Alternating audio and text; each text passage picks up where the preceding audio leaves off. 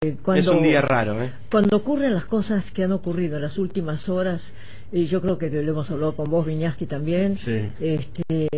Uno tiene una sensación de desprotección, en qué país estoy viviendo, qué puede ocurrir, ¿no es cierto? Si a un fiscal de la nación le ocurre lo que le pasó justamente a Nisman, ¿no es cierto? Y una cosa que me impresionó mucho fue la cara de Diego Lagomarsino, ¿no? Ayer en la entrevista. Porque, digamos, vos podés de pronto, bueno, tomar una determinada postura o fingir un determinado sentimiento, pero la palidez cadavérica que tiene ese muchacho. Una persona que está pasando... ¿Eso es signo de qué?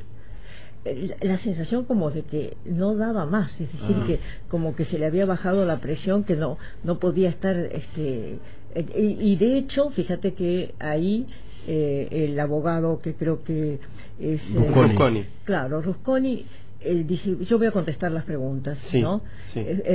Yo lo vi como al borde del desmayo a Lagomarsino, realmente, ¿no? Incluso daba la sensación de una persona que no había pasado buenos días en las últimas horas, ¿no? Como que sus últimas horas también habían sido bastante difíciles. Magda, quería preguntarte, nosotros contábamos aquí, íbamos relatando lo que sucedía con respecto al cortejo fúnebre del fiscal Nisman. Llamó mucho la atención y a algunas personas le causó mucha indignación, les parecía muy contradictorio, muy obsceno que hubiese tanta seguridad. Decían, ahora que el fiscal está muerto, hay motos, helicópteros, patrulleros, camiones cuidándolo, y cuando estaba en vida nadie se preocupó por su seguridad. Bueno, yo, digamos, no lo había pensado, te soy absolutamente franca. Me parece que era un homenaje que correspondía a un fiscal de la nación, sobre todo muerto en esas circunstancias. Claro. Era como señalar, el Estado puede haber estado en falta, ¿no es cierto?, pero acá está presente. No, a mí sinceramente no me molestó.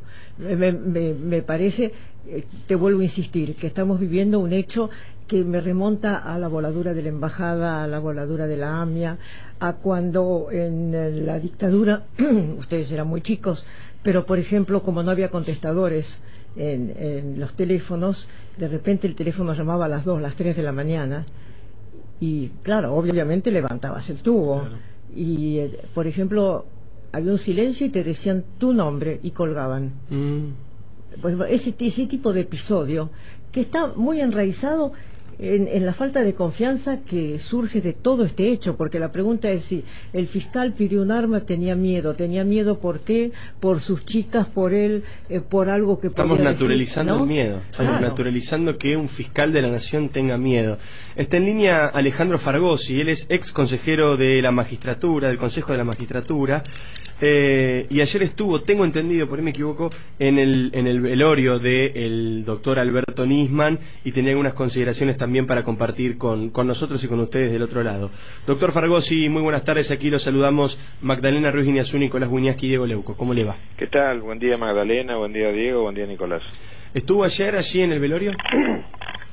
Sí, por supuesto, era un lugar donde teníamos que ir, todos los que sentimos, a todos los que nos duele la muerte de Nisman como persona y como hombre de Estado, en definitiva, que es el que nos representaba a todos en la investigación del mayor atentado de la historia, y como me pasó también en la sensación que tuve en la marcha del lunes pasado y en el acto de la AMIA, es impresionante y apabullante lo que decía Magdalena, ¿no? La sensación de indefensión y de dolor que tenemos todos, porque la realidad es que es un sentimiento que se ha expandido a lo largo y ancho del país, las encuestas lo están revelando, y es lógico, no ha habido muchos magnicidios en la Argentina, gracias a Dios, y el de Nisman es el último de una serie de 8 o 9, son muy poquitos, es un momento de quiebre de la historia que ojalá podamos aprovechar para bien. Hubo ayer inconvenientes con la presencia de la doctora Alejandra Gils Carbó. A mí me comentó gente que estuvo, gente incluso del Ministerio Público Fiscal, que me mandó mensaje anoche tarde y me comentaba que hubo bastantes inconvenientes, que no cayó bien la presencia de la procuradora. Sí, los hubo, fueron muy intensos, pero toda demostración de violencia, la verbal, la gestual y por supuesto la física, es una cosa que debe ser rechazada. Por supuesto que en una situación como la de ayer las pasiones muchas veces desplazan los razonamientos, y hay gente que en su dolor reacciona mal. Es una vuelta de página que tenemos que dar. La procuradora estuvo en la parte, digamos así, privada del velorio, donde todos fuimos tratados por igual por la familia, con agradecimiento por haber ido. Ahora, ¿cómo analiza usted, de acuerdo a su experiencia, Faragosi, tan extensa, cómo analiza la tarea de la fiscal Viviana Fein? Está haciendo lo que puede en un entorno en el que admitamos que los medios de los que dispone la Fiscalía no son los mejores. La verdad que no son los mejores, permanentemente choca con obstáculos. Es como ha dicho Ricardo Sáenz más de una vez, está haciendo lo que puede.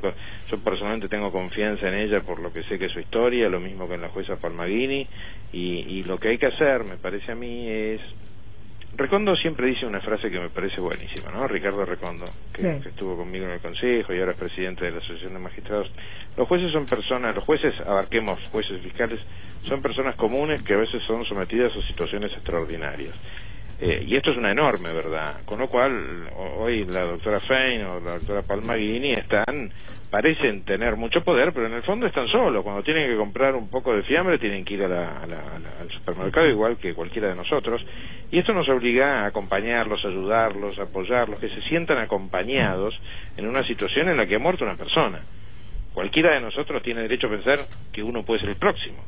Con lo cual, el refuerzo de la moral, de la posición personal de cada una de estas personas, se lo tenemos que dar nosotros, y al mismo tiempo eso sirve para que se sientan, digamos, observados en el buen sentido, ¿no? O sea, acompaño, pero al mismo tiempo exijo, pues, diría un ciudadano. Pero, por ejemplo, Faragosi, el hecho de esa cámara que está siguiendo la llegada justamente del fiscal cuando baja del avión, que se ve claramente una cámara que lo está siguiendo y que aparentemente no sería de las cámaras del aeropuerto. Eso es increíble. ¿Cómo lo ubica ese hecho? A mí, gracias por comentarlo, porque como decía recién Diego, es increíble. La máquina de propaganda del gobierno dice, ¿por qué Nisman corría como corremos todo lo que podemos correr para hacer la cola rápido? Eso es evidente, pero lo de la cámara ha sido poco destacado. Nisman es seguido en la entrada de Ezeiza como si fuese un actor protagónico en una película, pero ni era un actor ni era una película, evidentemente estaba siendo vigilado, y en paralelo el gobierno nos dice, o pasa también el relato, de que el consorcio Le Parc, que es un simple consorcio, no tenía seguridad suficiente. El que le tenía que poner seguridad de cámaras y gente al señor Nisman era el gobierno, y esto, vale la pena que lo aclare, es lo que hacen, por ejemplo, las empresas con sus presidentes. Es muy común que haya empresas, sobran, que refuerzan la seguridad del consorcio. A nadie se le ocurre descansar en lo que decide el administrador del consorcio Le Parc. Es una locura. La deuda por la muerte del doctor Nisman la tiene el Estado, y el responsable político del Estado, lo dice la Constitución, no lo digo yo, es la señora Cristina Fernández de Kirchner. Ahora, Faragosi, ¿qué tal? Usted considera, pues nosotros estuvimos hablando antes con el fiscal Sáenz y nos decía algo similar. ¿Cree que la presidenta está extralimitando sus funciones cuando está hablando del expediente de la investigación de Nisman? Estoy absolutamente seguro. Hay un artículo en la Constitución, que es el 109, que la presidenta y todos sus compañeros de ruta vienen violando de manera sistemática. Está muy mal violar la ley. Está mucho peor violar la Constitución. La presidenta está violando, digamos, a mí una cosa que me impresiona mucho, y esto hay que analizarlo con mucha tristeza, ¿no? Me impresiona todo lo que está violando la presidencia. Violó el mal gusto al estar de blanco un día de luto, violó la consideración que le debe a la gente que está condenada a una silla de ruedas al usar una silla de ruedas por una fisura de tobillo. Preguntémosle a Mirta Legrand cómo hace a los 87 para caminar con la pierna quebrada. Y viola la Constitución al querer inmiscuirse en un trámite judicial. Los trámites judiciales de la muerte del doctor Nisman, lo que tiene que hacer es suministrar los medios para que se completen lo mejor posible.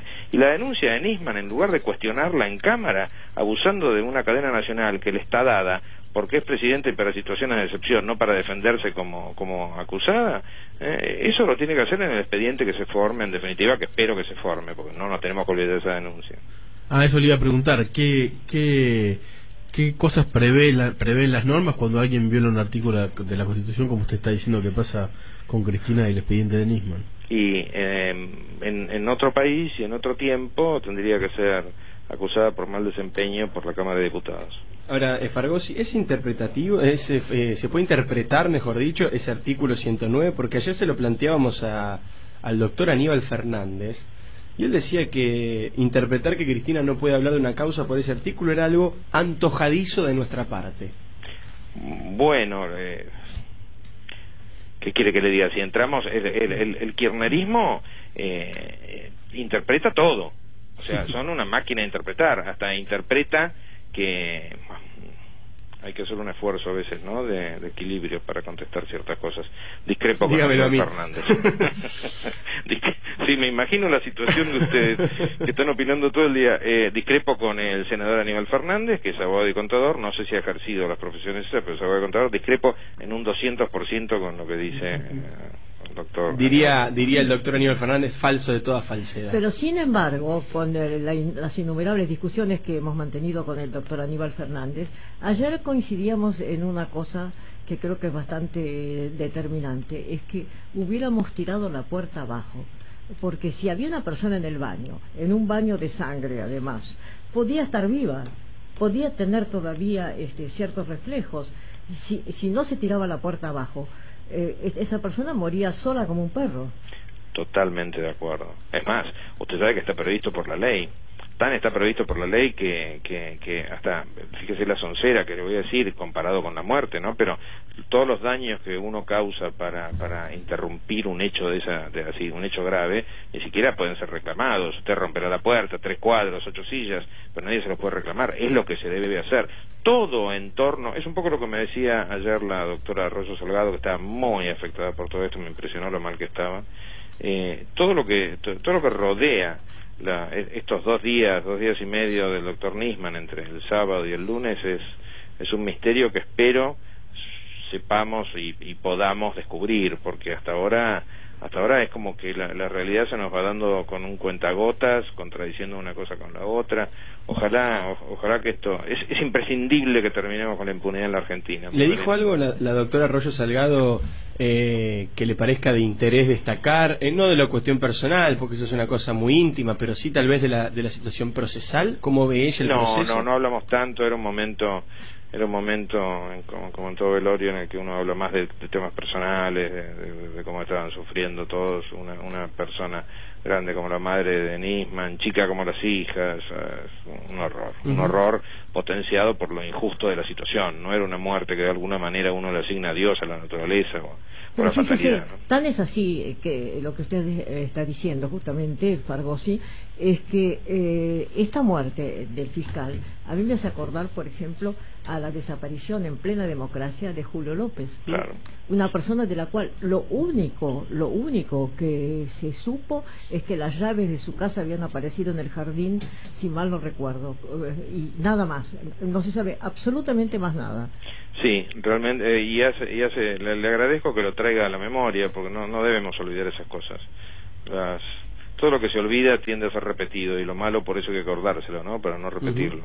Y el caso de López es una deuda que tenemos con su familia y con nosotros mismos. Y con la democracia, además. Exactamente. Y que en este caso, digamos, por ejemplo, una persona como era el fiscal, que tenía 10 custodios, que no lleguemos a definir, pero había uno arriba, otro abajo, el otro no subió. Ni entre ellos se ponen de acuerdo, Magdalena, Por ¿dónde eso, estaban? Es realmente insólita la situación. Es insólito. Sí, es la improvisación. De alguna manera, todo lo que uno sufre en la vida cotidiana, ¿no?, que vivimos rebotando contra la realidad, los obstáculos, la chantada, este tipo de cosas, cuando explota un drama, uno se da cuenta que se lleva vidas también. Todo esto pareció ser poco serio, y fue poco serio. El problema es que el doctor Nisman era una de las personalidades claves en la historia del presente argentino. Para el juego de palabras, o sea, él tenía un rol en la sociedad en estos días que no permitía semejante nivel de improvisación. Seguro.